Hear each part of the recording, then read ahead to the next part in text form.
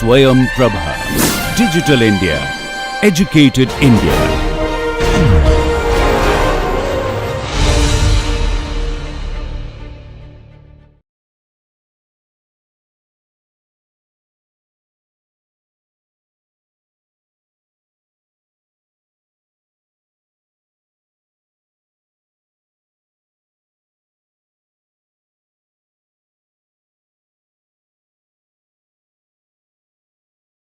Hello everyone, I am Siva Chopperla. I am an assistant professor in the Department of Civil Engineering at IIT Gandhinagar. This course is titled Concrete Durability.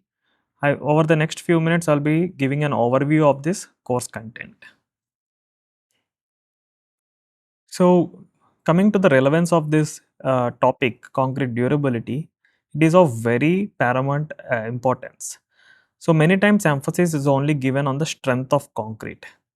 So, and the common thinking is that the higher the strength of concrete, the durability is also very good.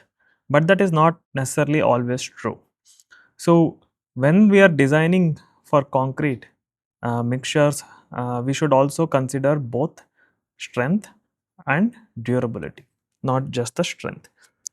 And it's also important to understand what are the different deterioration mechanisms, deterioration types, and how to evaluate this extent of deterioration and how to prevent them.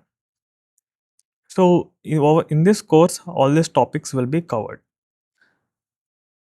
So, the target audience for this course are mostly PG students, which means MTech and PhD students, and also industrial practitioners. This course will also be very useful for industry practitioners. The prerequisites for this course is building materials or concrete technology or similar courses, where already the students already are aware of the basics or fundamentals of the cement hydration and a little bit about basics of concrete properties as well. So, overall there will be 7 modules in this course, and estimated duration of this course is approximately 10 hours.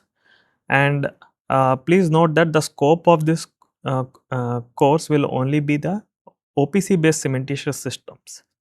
Durability of asphalt concrete or other high performance concretes or geopolymer concretes won't be discussed. And this is the course outline.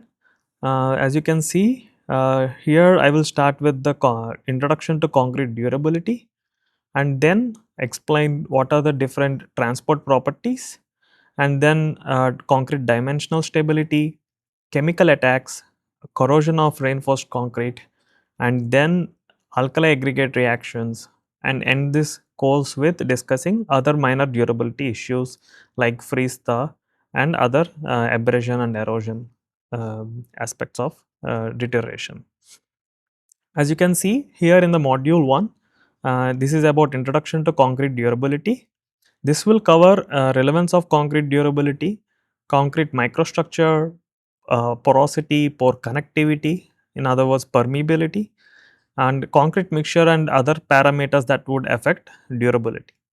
Also, what are the different exposure classifications and specifications for durability in terms of prescriptive or performance based specifications will also be discussed. Basically, how do you specify for durable concrete? In module 2, this is about concrete transport properties. So, I will be talking about transport of fluids in concrete and what are the different transport mechanisms like permeation, diffusion, and sorption. Also, we'll be discussing about different laboratory test methods that are available, like water permeability tests or oxygen permeability tests, and chloride ion diffusion tests and also sorptivity tests. Also, we'll be talking about strategies to reduce the or minimize the fluid transport in concrete. And module 3 is about dimensional stability. And as part of this module, I will be talking about what are the different types of cracking in concrete in general and what are the main causes of that. Also discuss the shrinkage types and mechanisms behind that, and also talking about prevention strategies and what are the different laboratory test methods are used to determine the extent of shrinkage. And module 4 is about 4 is about chemical attacks. Um, the major aspect of this module will be sulfate attack. It could be both internal and external sulfate attack, so I will be discussing both of them. Thomsite attack and also degradation mechanisms of these, and different evaluation methods that are there, and also what are the prevention methods, and what is the common observation when we link the laboratory experiments to the field observations. I will also be discussing about microbially induced corrosion of concrete and also acid attack. Similarly, I will also discuss about chloride and carbonation attack as part of this module 4.